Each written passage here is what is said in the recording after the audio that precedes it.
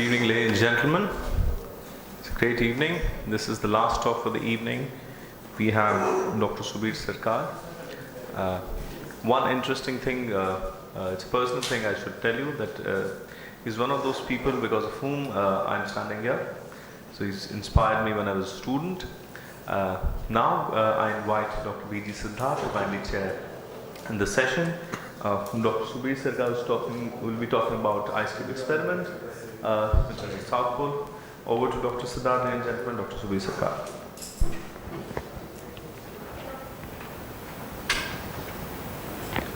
Good evening, friends.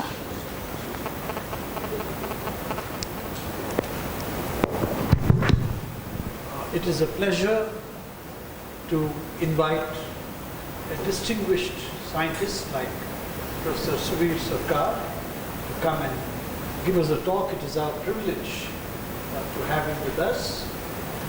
He's a very well-known personality in physics, and therefore any introduction would be a little bit on the redundant side. But just to give you an idea, he has been the professor of physics at the Oxford University from 1983 onwards, continuously. He is also associated with the Niels Bohr Institute in Copenhagen and very closely connected with the famous IceCube experiment and other such path-breaking events in physics. May I now request Professor Subir Sarkar, who incidentally is of Indian origin and just now told me that he still has the Indian passport. That's great. Thank you. Thank you. Yes, I like being held up in the immigration queue, like the rest of you. So, anyway, thank you very much for that kind introduction. I wanted to talk following Amol's beautiful introduction about an experiment that I'm involved in concerning cosmic neutrinos. But in fact, I want to start with another experiment which I was part of for some years, which is called the Pierre Observatory. So this is in Argentina. It's in the Pampa Amarilla. So you have hundreds of square miles of this kind of grassland, and in the middle of that we have instrumented about 3,000 square kilometers, and this is one of the detectors of the Auger Observatory. And that is my colleague Luis Anchondoqui. He's an Argentinian with whom we are installing electronics on this. So the message I'm trying to give you subliminally or otherwise is that many of you are embarking on a career in physics. Try not to think of yourself as a theorist or as an experimentalist. Think of yourself as a physicist, okay, in the good old, grand tradition. And even if some of us have better ability to install electronic circuits than others, but we can all have a go. So in this case, actually, the person who was guiding us was the graduate student who took the photograph. We just did what he said.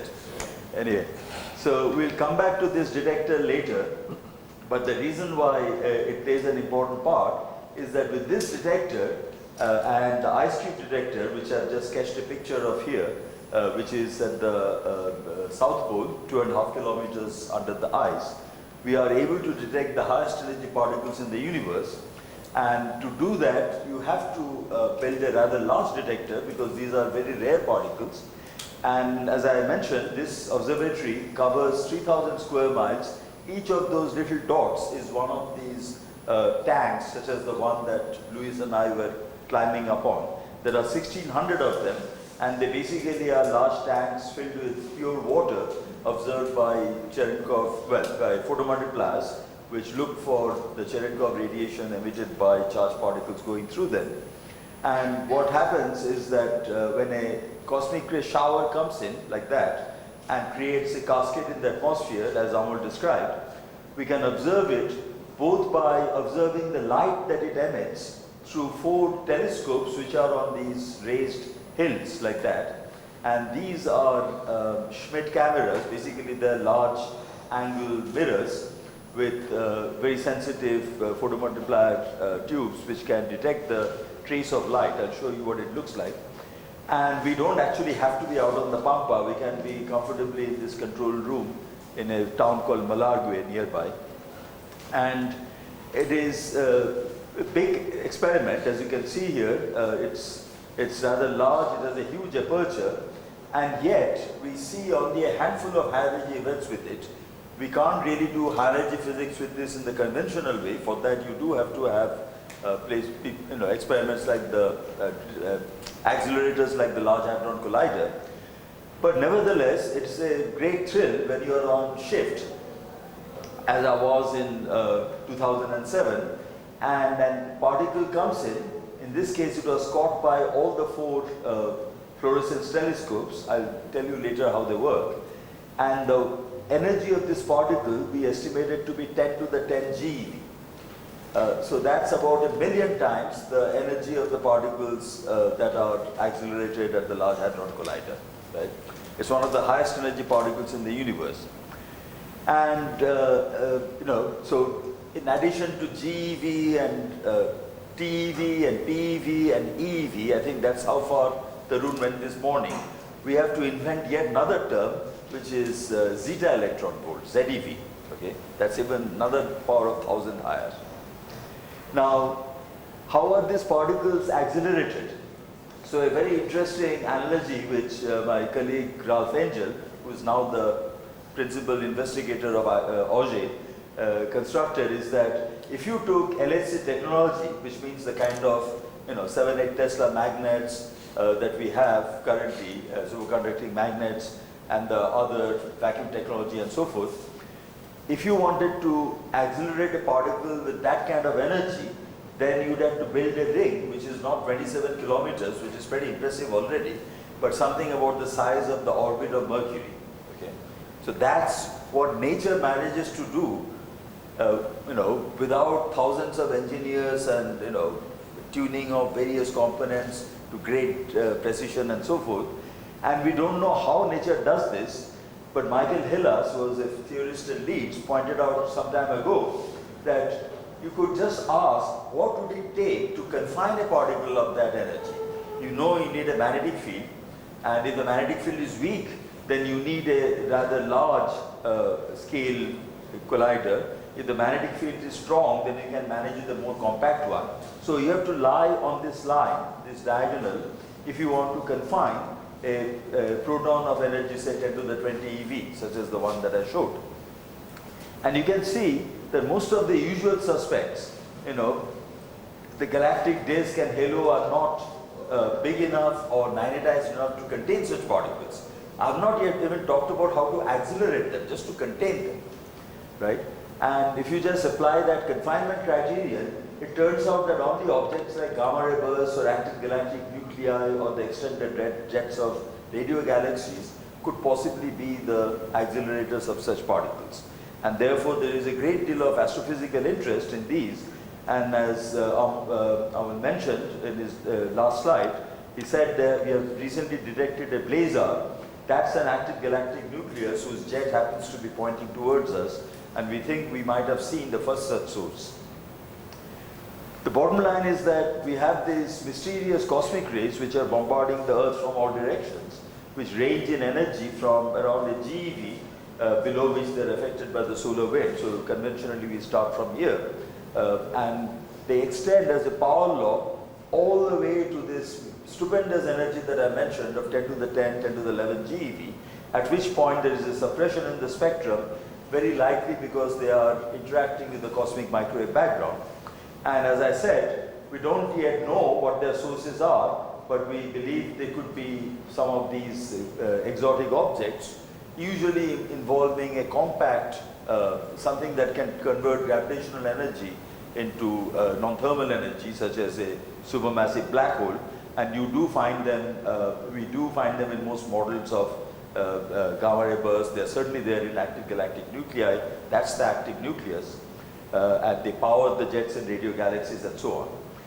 Now, there are features in this spectrum that I don't have time to go into now, but we believe that up to here at least, the cosmic rays are galactic, and from supernova remnants, we have seen gamma rays from supernova remnants characteristic of pion decay, and that must be being made by cosmic rays being created there. And of course, we see supernova remnants in radio up to 50, 60 TeV. They're accelerating electrons to energies far higher than anything we can do on Earth. But these parts must be extragalactic, and that's where these objects are implicated. Now, these cosmic rays cannot come to us unimpeded by, I mean, they interact with the material both in intergalactic space or with the material near the source where they're made, and they make neutrinos. And you already saw that you would make basically pions and kaons, and they would then decay into neutrinos and the corresponding charged leptons. The neutral pions would also make photons. That's important because the production of all these things are connected, and therefore we can actually constrain the amount of neutrino production sometimes by looking at the amount of photon production, and vice versa. And this is to set the scale of the energy. The CERN LHC 14 TeV, the equivalent center of, so this is the laboratory, the beam energy. So to actually work out the center of mass energy, you have to then take the square root of that times the mass of the target, and the equivalent center of mass energy would be about here. Okay. So you can see that the cosmic ray spectrum extends well beyond what we can do in the laboratory, and this is why we are back to doing cosmic rays after having given up on them 50 years ago and moved on to doing accelerator physics, because they represent now the only hope of getting up to energies where you can study some of the exotic phenomena that Shirup told us about in the morning. And I'll give you an example towards that. So the flux is very, very small. As it says here, there's only 1 particle per square kilometer per year here. That is why you have to build a 3,000 square kilometer array. And even that's too small. So Jim Cronin and Alan Watson, who made this, they thought it was a huge experiment. It actually cost only $50 million to construct the Auger Observatory. The technology is quite cheap. But they now realize they should have thought in terms of 30,000 square kilometers. Then you would be in business. Because here, as it says, it's basically 1 particle per square kilometer per century. So the flux is really small. Now we are after these neutrinos, and I'll discuss how we detect them with IceCube and other detectors. It's also important to note that they're produced in a certain ratio according to the source. Here the production ratio is that you make 2 muon neutrinos, 1 electron, and no tau. But on the way to Earth, they undergo oscillations as Amol described, and basically what you see at Earth is pretty close to 1 to 1 to 1. However, if they had been made by neutron decay, that would make an electron neutrino, no tau neutrinos, no muon neutrinos, then the ratio would be somewhat different. And we hope to also measure this flavor ratio at Earth in order to work out what was the source, and even to look for departures from that flavor ratio, because that's indicative of what happens to the neutrinos as they come to us. So what Amol described was oscillations in vacuum, but you might wonder if something is coming to us from 5,000 megaparsecs, if they undergo subtle interactions in the vacuum with postulated very exotic physics. For example, if there is space-time foam at the Planck scale, that could affect in principle neutrino oscillations. And that's something we are actually looking for. We have already set limits on Lorentz violation due to plausible interactions with quantum gravity effects on neutrino oscillations. So I have to go rather fast because time is short. I just want to give you an overview, but please ask me questions afterwards. So for those of you who haven't seen these things, the experimental technique is basically, there's the air shower. You get a load of particles at ground level. So for a 10 to the 10 GeV shower, you get about 10 to the 11 particles at ground level. So that's as many particles as the number of stars in our galaxy. Okay? So it's very hard to simulate this shower from first principles in a computer. You just can't handle that many particles. So we use various approximations, and on the ground level you have to put detectors covering a large area, and these have to be cheap, otherwise you can't have a large detector. So we use these water Cherenkov detectors. They're quite cheap, or sometimes if you have the money you would put in detectors for hadrons or muons or scintillators and so on. So at the UT Cosmic Ray Lab we have scintillators and we have muon detectors. That's only that's less than a square kilometer, not very big. The muons are very penetrating, and they go all the way down underground. but this shower also emits light. There is Cherenkov radiation emitted in the forward direction, and if you have a telescope looking along the shower, then you can see back to the source. And these Cherenkov telescopes have become really a major player in astroparticle physics. They have delivered any number of discoveries in just the last 10-20 years. So they are revolutionizing the field. And if you go to the side, you will see from telescopes such as the one I showed you at the Pierre-Auger Observatory, you can see the excitation of nitrogen molecules in the ultraviolet along the shower by the ionization that is created by the charged particles. And that fluorescence light can be picked up. You need a very dark sky. So it has to be a totally moonless dark night, and you have it about 10% of the time. That is why you have to go to the Pampa Amaria in Argentina. You can't do this experiment, in any place where there is human habitation. So being a cosmic ray physicist is a pretty lonely life. You have to go away from all civilization in the middle of nowhere. Nowhere there's no food, drink, nothing there. You have to take your own. Now the other thing you can do is to go deep underground, because these muons and neutrinos that are created by the air shower itself are much, much larger in number than the cosmic sources you're trying to see. I'll show you that later. So you want to go deep underground, such as at the India-based Neutrino Observatory or at IceCube, to have the ground shield and absorb all that stuff. And what you hope for is to detect neutrinos which are coming up through the Earth, where all the muons have been absorbed, and then you would know that they are of cosmic origin. Much harder to detect them going down, because there is a background of neutrinos which are made in the atmosphere, which are about 1 million times more in flux. So you can see it's a complicated game, but there are many different ways to approach it, and currently there is very exciting development of how to detect these showers using something called the Ascarian effect, which is a charge separation in showers that would give a radio signal.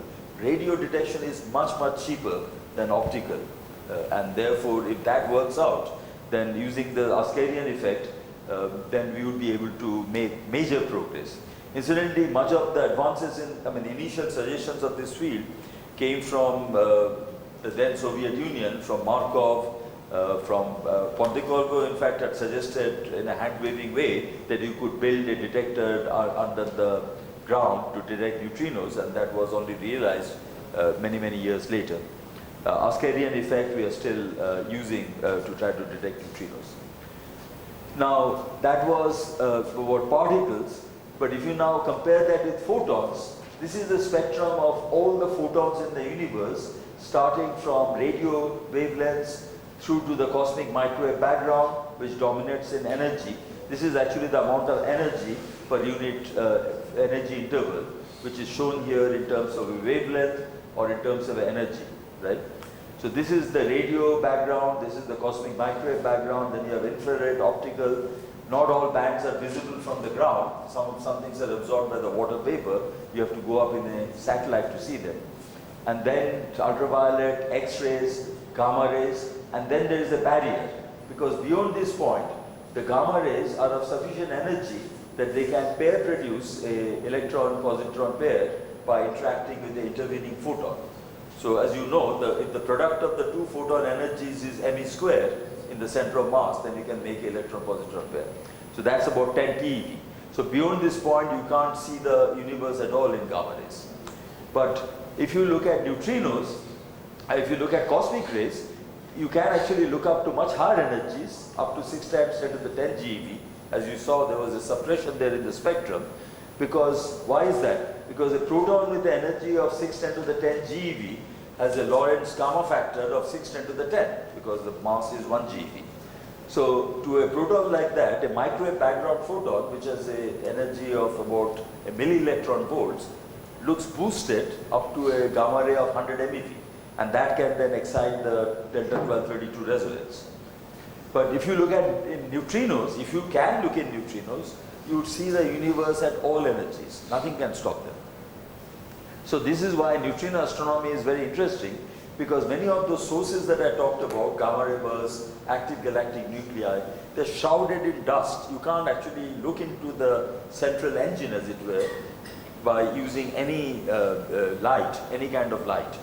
Photons of any kind will be absorbed. So to really peer into the heart of those fantastic cosmic engines, you need to look with a messenger which is not absorbed, and that is neutrino. But correspondingly, it is hard to detect them. So let me just give you a perspective now on why we are interested in this and search for new physics. So you know that the LHC has achieved a very impressive energy and has discovered the Higgs. We heard in the morning from Shriduk about all the other searches it has been conducting. But observe that one of these high energy cosmic rays that I showed you a picture of to convince you that they exist, that corresponds to 100 TeV CMS. So that's a 10 times higher in the center of mass energy. But the rate is pathetic. Okay, LHC has got huge luminosity comparatively.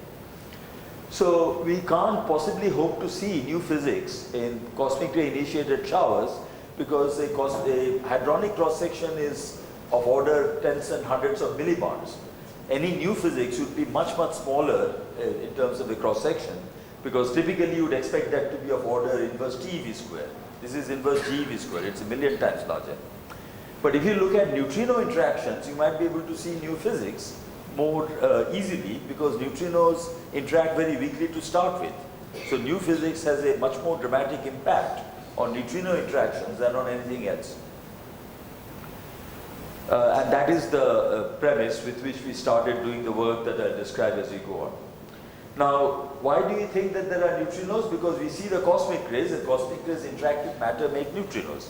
So we could have these interactions that I mentioned of extragalactic ultra high energy cosmic rays on the cosmic microwave background. Sorry for all the acronyms, you have to fit them in. So this is called Greisen, Zaksepin, Kuzmin. So again, this process was first discussed independently by Kuzmin and Zaksepin and by Greisen.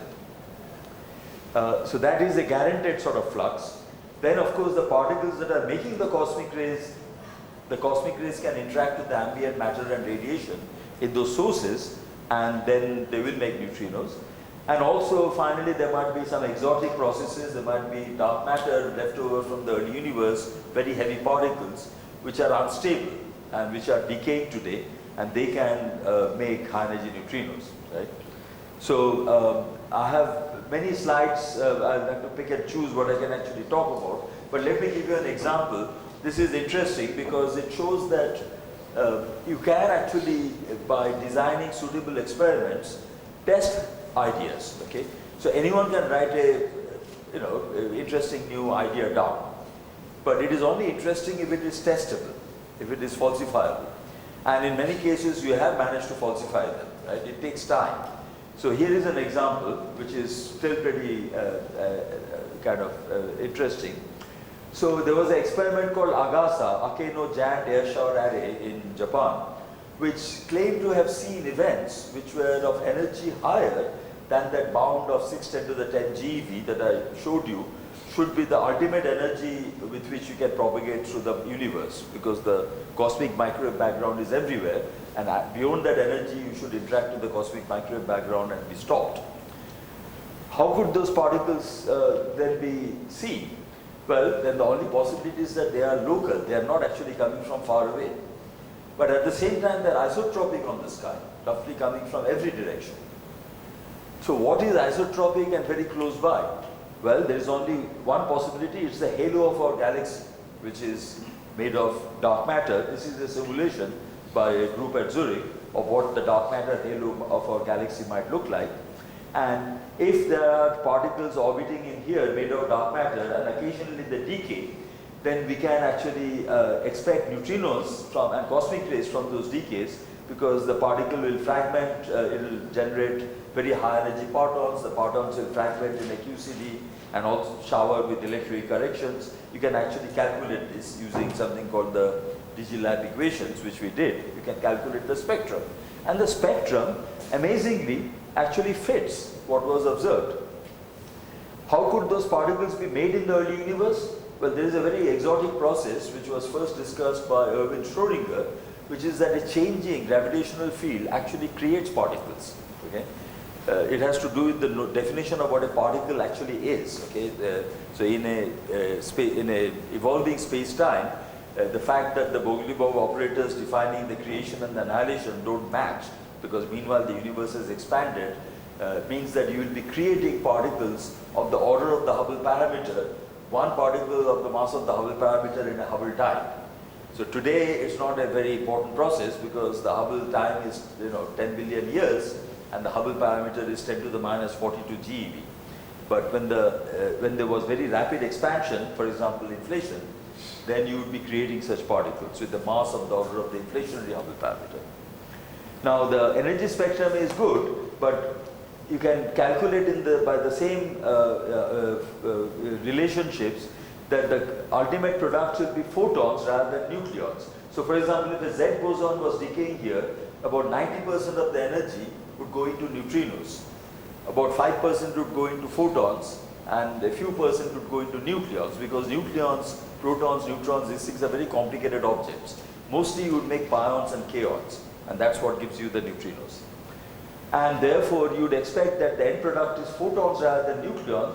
So if these guys are responsible for making cosmic rays, then the cosmic rays should be mainly photons. So at the Pierre Auger Observatory, I was involved in this for 3 years. We conducted a search for photons. And you can't tell photons from nuclear cosmic rays because the shower develops at a different depth in the atmosphere. And you can't maybe see it from the back, but I can tell you that these are the upper limits we set, which are below 1% of the fraction in the cosmic rays we say is due to photons. And the prediction from all these theories are up here. So we can actually experimentally rule out these theories. Okay?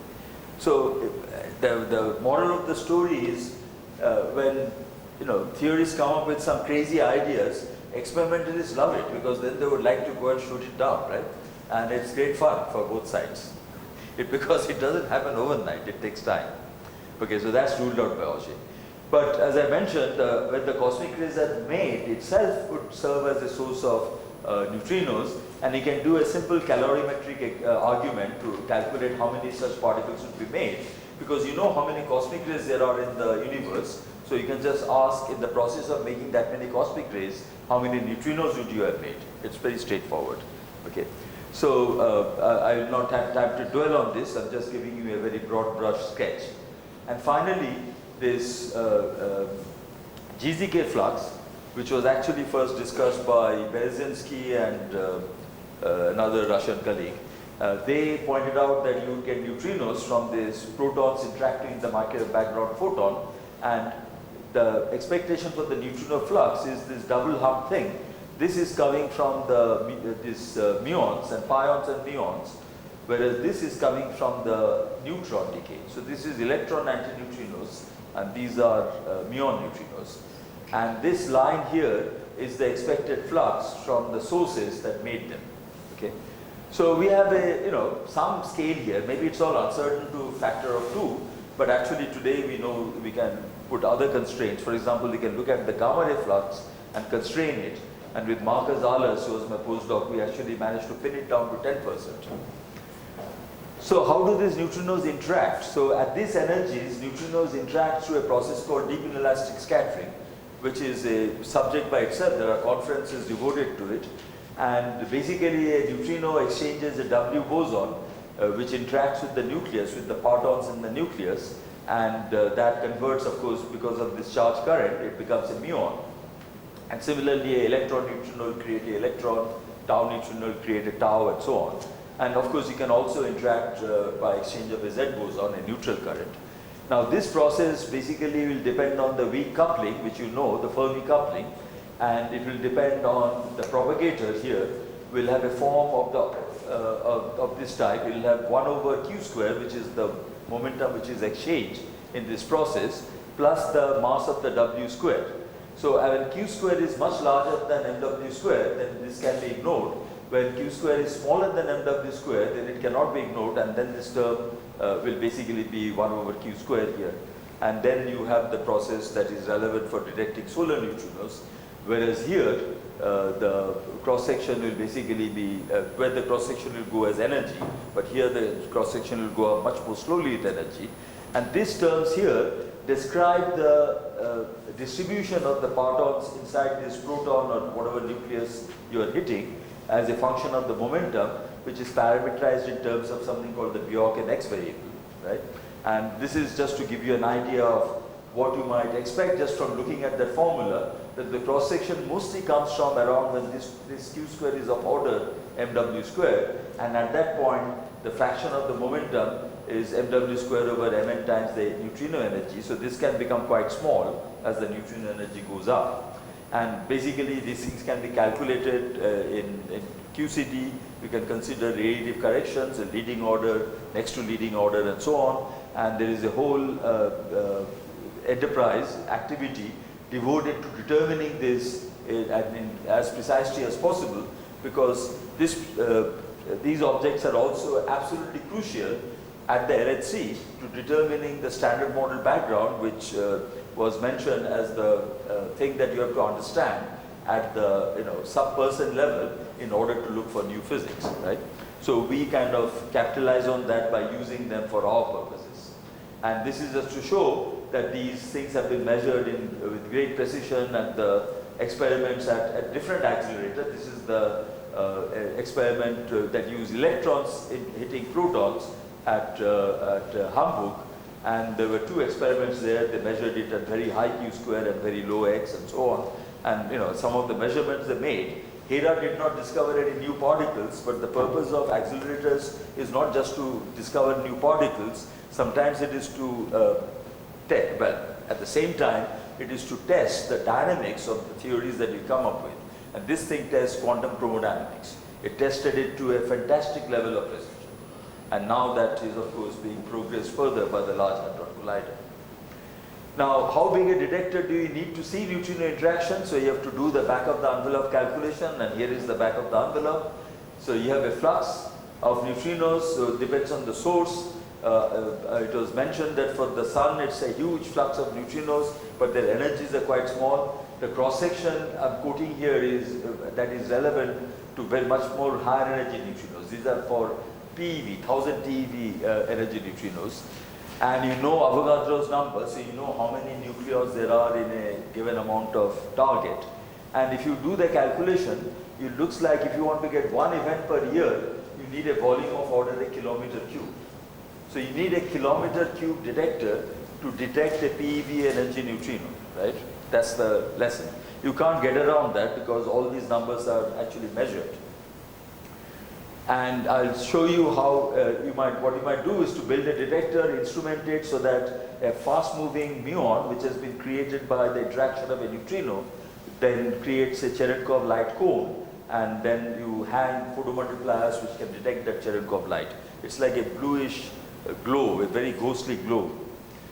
So where would you get a kilometer cube detector which is absolutely pristine, no mess, no dirt?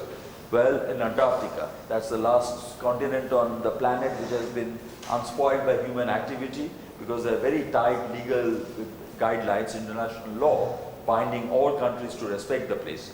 Every bit of garbage from Antarctica you have to take out with you. You can't leave anything there. But there is an airstrip and there is a permanent base there, and this is one of the planes that is about to land there on skis on this one year. And just to prove you that it is the South Pole, there is a marker there at the South Pole where every direction is north, you see. So that way you know where you are. And they have a race around the world once a year where you basically just run around this thing. And you see, this is a report on 22nd May, just a few months earlier, and it was with wind chill, it was minus 92 degrees. So now it's a lot warmer because September, the summer is now coming. In the summer it will be like minus 50 degrees. So this is the actual counting house we have for IceCube. People don't live here, just the computers. And the way we actually put on those detectors is you dig a hole in the ice using a hot water jet. So this is the hot water jet, 5 megawatts. And when the hole goes down to 2.5 kilometers, before it freezes up, it takes about 2 days. You lower a string with the photomultiplier stuck on it. And here is a animation of how that initially you send a thing down through the permafrost, through the fern, so-called fern, to make the initial hole, and then you put in this hot water drill, and that goes down and it keeps drilling and pushing up the ice that is being converted into water back up to the top. Remember, it is going down to places where the pressure is about several hundred atmospheres, right? And it is technologically not an easy feat to do all this, but now IceCube was started in 2004, and before that there was an experiment called Amanda, and basically now these engineers know how to do it, right? This experiment has to be, all these people are professionals. You don't trust physicists to do these things. Of course, some of us do go and help to do, modest bits of work like wiring. But at the end of the day, you have an experiment like that with 86 strings, 125 meters between them, and there are these optical modules, each of which houses this 10-inch photomultiplier, Hamamatsu, and they are 17 meters apart on the string. And so a total of about 5,000 of these, 97% of them are working. Okay? They have not failed. Once they work, they work. And there is a digitizer on each PMT. So the signal that comes to the surface is already digitized. You can run this experiment on your laptop, and we do. When you take shifts, we actually run it remotely. I could be doing it right now. It's a beautiful instrument, right? And now the overall volume is this gigaton that Amol Dighe mentioned. So in terms of cost, it was only less than 30 cents per ton. It's a very cheap detector.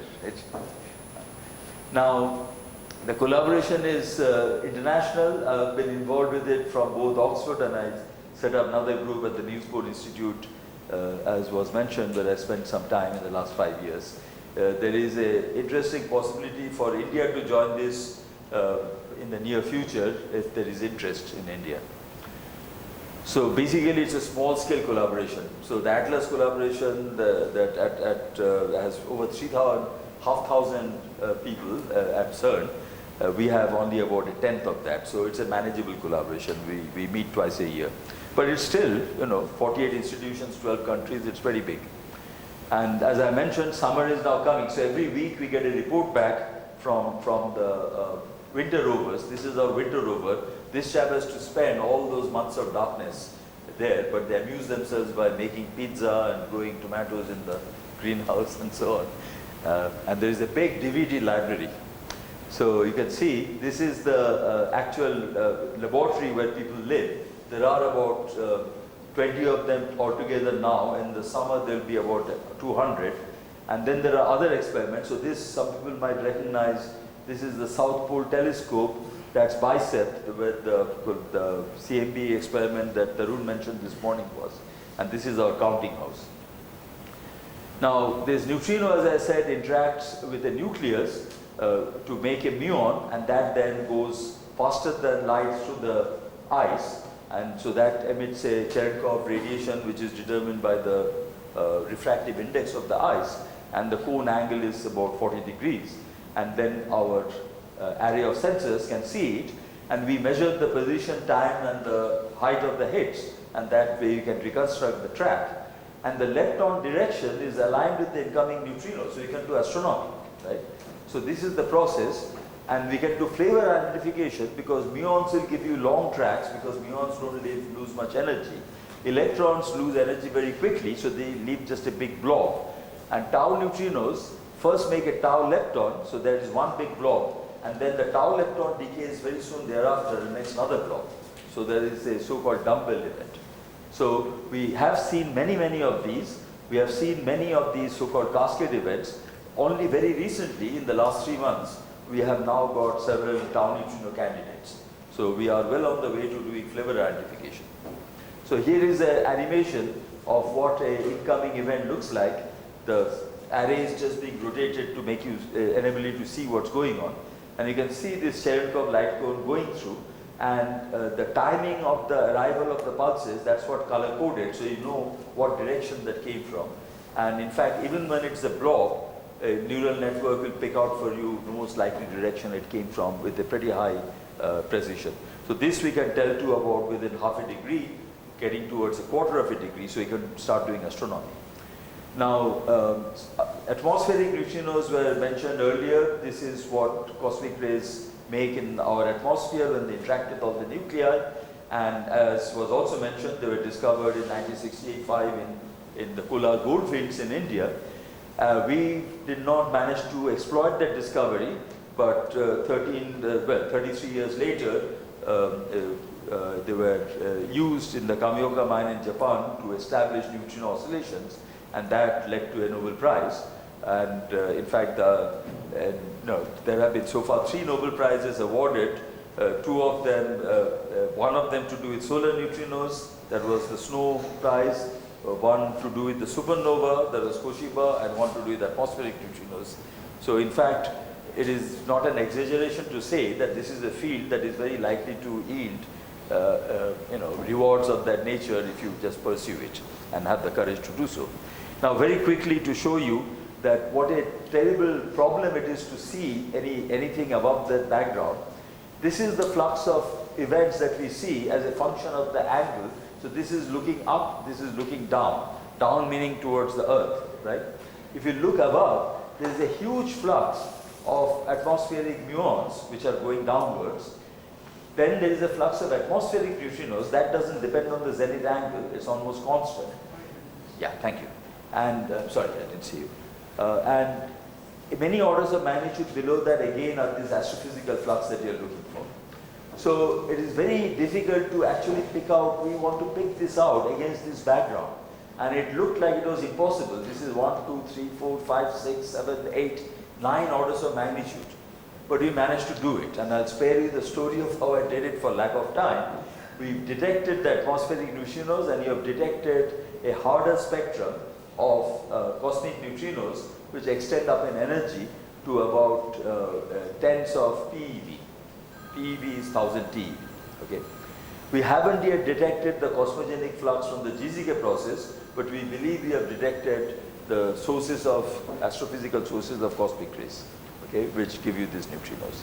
Now, with that, what you have already done, which in terms of new physics, I have to tell you what you have done in terms of new physics, is that when Amol said that neutrinos are not absorbed by anything, that is true at low energies. They can go through light years of lead. But as you go up in energy, the cross-section goes up, roughly as e to the 1/3. So at some energy, they will start getting absorbed, and that's about 40 TeV. And at that point, they will be absorbed by the Earth, proportional to the density of the material that's coming through and its composition. And so, we would expect a dependence of the atmospheric flux according to the direction you're looking at, the zenith angle. And if you put in the preference, the Earth model, then we work out that this happens at about a 40 TeV. And so the flux of atmospheric neutrinos will be attenuated as it comes to the Earth. And meanwhile, we have calculated what the cross-section for neutrinos through deep inelastic scattering should be with the latest Poisson distribution functions, and shown that basically different calculations by different groups agree when we put in some physical consistency checks. And when we do this, we have therefore the tool with which we can actually probe the absorption in the Earth. And here we have the answer. The cross-section divided by the energy measured at accelerators only comes up to about this point, about a few hundred GeV. And it is in fact roughly constant with energy as expected. Beyond that point, there were no measurements, but now we have this measurement, which is that gray band. Okay? It's not a very precise measurement, but it is enough to show that the cross-section, instead of going as E, bends over. What you're seeing here is the effect of the W propagator. I can actually work out the W mass from this. And this is the calculation that we did, that I showed you in the previous slide, which is in good agreement with what is observed. So what that means is that up to 10 to the 9 GeV, we haven't actually seen, here it is only up to 10 to the 6 GeV, we haven't actually seen any new physics. So for example, if there were large extra dimensions at a TeV, that cross-section would have taken off like that. We haven't seen that, right? Now, this is not a discovery because in fact LHC had already established this, but we are just 2 years later, and now we are embarking on a new frontier, which is looking at very low Bjork index, that region, that parameter I mentioned, where in fact you expect a new phase of matter called the color glass condensate. and that can suppress the neutrino cross-section. And this is something that is of great interest to people who do collisions of heavy ions at experiments like Alice at the LHC or Rick at Brookhaven. And there are differing views on whether the existence of this is compatible with the data. But we can measure it by going back to that Auger detector that I showed you in the first slide. These are the Auger tanks. We can look for neutrinos in the Auger tanks, because if they come very close to the horizon and I see an air shower that looks like this, then it can only have been due to a neutrino, because normally if it is a cosmic ray, then only the muon will come through. This is the muon in the flash ADC. All the rest of the particles have been absorbed by the atmosphere. But only a neutrino can come through 3000 kilometers of atmosphere and do an interaction close to us.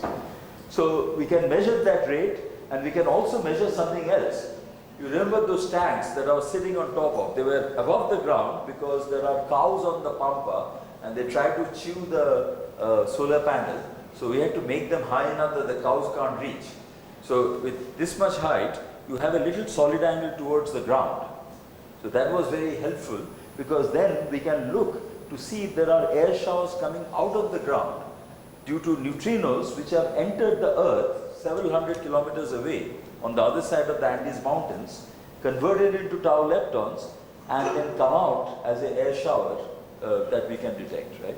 And the beauty of this is that these particles would be also attenuated in the Earth. So if I increase the cross section, the rate does not go up, the rate stays about the same, because the increase in the probability of interaction is balanced by the probability of absorption. So to cut a long story short, if we are able to measure the fluxes of both these quasi-horizontal events and the earth-skimming events, then we would be able to see this if it was the standard model, and this if it was a color glass condensate. To do this would take a 10-year exposure, right, with Super Roger. Super Roger was a proposal for an experiment which was 10 times bigger. Sadly, that has not yet happened. But now with IceCube, we can do the same kind of study of the two kinds of events. And very recently, there has been approval granted in principle for a detector called Generation 2, which would be about 8 times bigger than the IceCube that we have now. And using that, we can trace this increase of the cross-section to much higher energies, to the point where you can tell the difference between the standard model and the color glass condensate. We can even say whether there are baryon number violating interactions due to spiralons, as some theorists have speculated in the standard model, or if there are new physics like leptoquarks, extra dimensions, and so on. We can measure the flavor ratio, and if it is within that black patch, all is well and good. But if it is outside that, it could be signature of very exotic stuff like Lorentz violation or neutrino decay and so on. So right now our controls are these dashed lines. Our best value is here. So we can't really tell the difference between anywhere within this range. But we hope to get to somewhere like here in due course with this new detector. So the bottom line is, in this field you have to think big. You have to think about multi-kilometer cube detectors. And I'll leave you with the words of a person who was not a scientist, who spent his life in a darkened room, but sometimes he saw further than most of us can, and that is Marcel Proust, who said that the real voyage of discovery consists not in seeking new lands, but in seeing with new eyes. Thank you.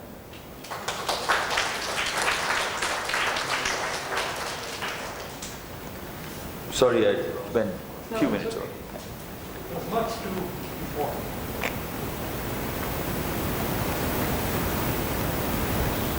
Any questions, comments on this excellent presentation?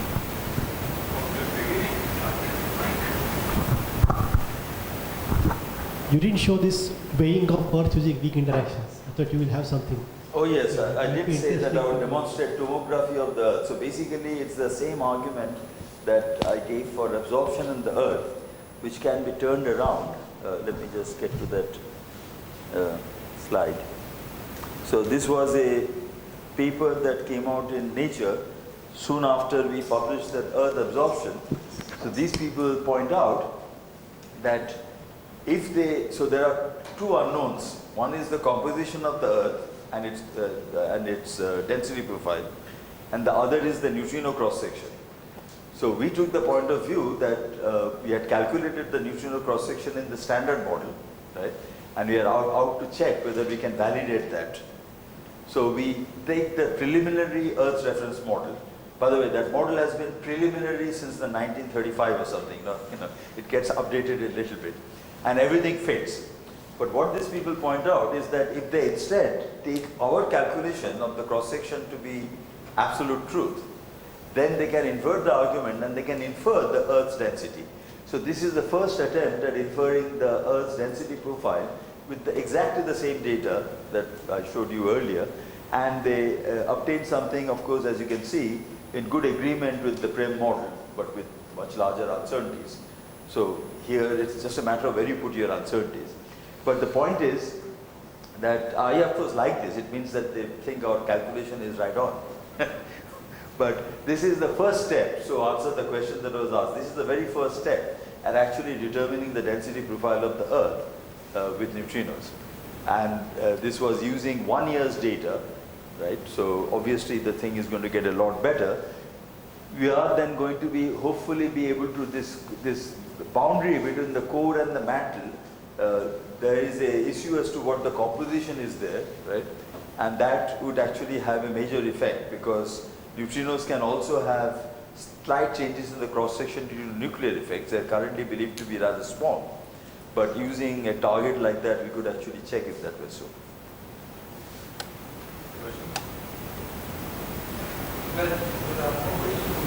Please.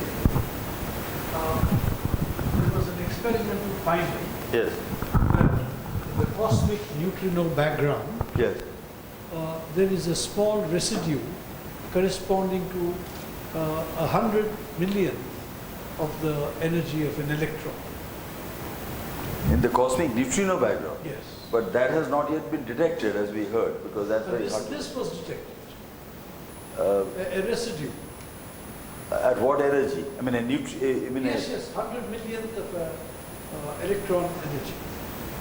100 millionth of an electron. So that would be, huh? That is the expected energy of cosmic neutrino background. Who is related to this? No, no one detected. Huh? Just like this number. Huh? 100 millions of. Yeah, that is exactly, that's 10 to the minus 3 eV, correct, yeah. Yeah, 10 power Yeah. minus 3 e. Yeah. I'm sorry, I'm not familiar with this finding. I will send the paper. Yeah, please, I would like to And know. your comments will be very Yeah, certainly will. because I've done some work. Okay, thank you. Thank you. There's a question there, actually. I still think it why is the IceCube detector advantage over the water? There's no advantage. It is a water Cherenkov detector, it's just water is in the form of ice. So you need pure water. So a gigaton of pure water is very hard to get naturally, very expensive. So as you heard, we are moving towards a megaton detector that will be hyper-K. That is yet to be built. That will take another 5 years, right? And that is at a pretty shallow depth.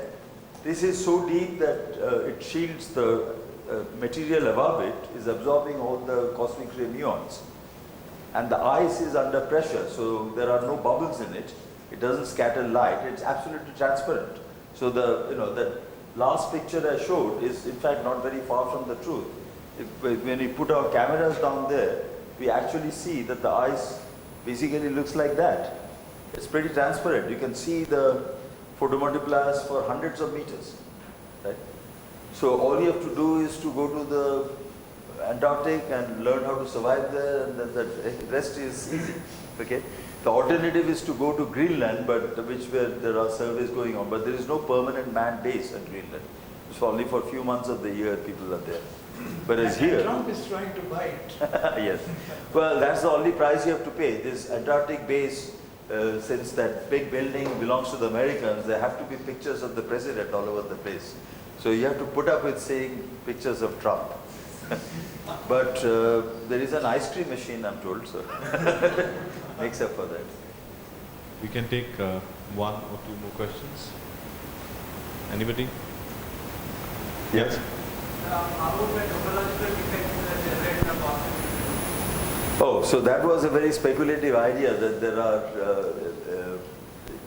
well, in some symmetry breaking that happened at very high energies, that you would make cosmic strings. So you could make cosmic strings or domain walls or monopoles or textures. There are several kinds of defects. Domain walls would be catastrophic, so we can't even accept a cosmology which has them. Cosmic strings are acceptable, and ultimately they would decay by gravitational radiation, but the cosmic string would also be able to generate some amount of electromagnetic radiation, and their energy scale would be the scale of the symmetry breaking. So if they are made at, say, the grand unified scale, so their core, in the core of the cosmic string is a bit of vacuum with an energy density of 10 to the 16 GeV. So that would create cosmic rays in exactly the same way that I showed you that a heavy particle decay fragmentation gives you cosmic rays.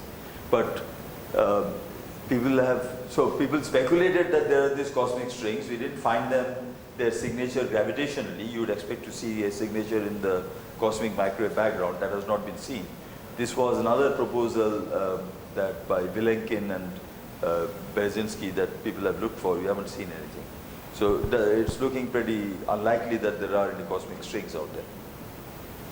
Just as well, because if one went through you right now, you would be in trouble. All of us would be. No, they are infinitesimally thin. It might just get him and not you. Yes, please. Yeah, there's one here. Could you please elaborate on that idea, which was change in gravitational field can create particles? Yes. Where they were trying to redefine what particles really are. Well, so as I said, this was something that Erwin Schrödinger noticed, which he called an alarming possibility, which is that when we talk about a particle is something well defined in quantum field theory. There are creation and annihilation operators.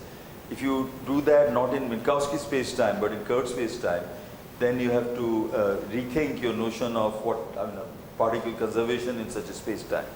And the answer is that quantum mechanically you are allowed to create particles simply from the changing background, okay? So a changing gravitational field.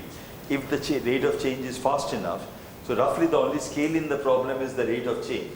That is the Hubble rate, and that has a dimension of a mass. So effectively you can think of it as creating particles of that mass, and the rate would be creating particles of that mass in the expansion time, in the Hubble time. Right? So this is a whole topic by itself, but it became interesting when people thought in terms of how these supermassive particles can be made. They cannot have been made by any thermal process. Thermal processes would not operate above few hundred TeV. There can be no relics of the Big Bang heavier than few hundred TeV. But you could, in principle, think of such exotic mechanisms to make them. All of that would be interesting if we saw any signature of such particles. So that is why we focused on looking for this very simple signature that they should make photons. And photons, when they hit the Earth's magnetic field, they shower earlier because of, there is a effect from the LPM effect. There is a Landau-Pomeranchuk-Migdal effect, which means that their showers can be easily distinguished from the showers due to a cosmic ray proton or a ion nuclei. And so we are able to set a very tight bound. We didn't see any photons. Right? And from that we can then conclude that these cosmic rays are not coming from the decays of heavy particles. So this possibility has been revived more recently in the context of the IceCube events. People talk about PeV mass dark matter particles. There nobody has searched for the photons, so that same argument cannot be applied. I think it's very, very unlikely. Another way would be to look for anisotropy. If this is coming from dark matter, we are not at the center of the halo, we are displaced from it. We are about 8 kiloparsecs out. So you should see a dipole anisotropy. You should see more cosmic rays coming to us from the center of the galaxy than from the anti-center. But to see that, you need a minimum of about 1,000 events. If you want to see that anisotropy at, say, 5 standard deviations. So far, you have 100 events. So you have to wait a little longer to be able to check that. Right. Thank you, Dr. Sarkar. Thank you. It was a great talk. Thank you, Dr. Siddharth, for chairing the talk. And I must congratulate that we're having wonderful discussions and nice questions coming up. Just before we call off this day, we are arranging a group photograph just outside here with all the speakers and students here. So give us 5 minutes to set up and then we go for the photograph. Thank you, Dr.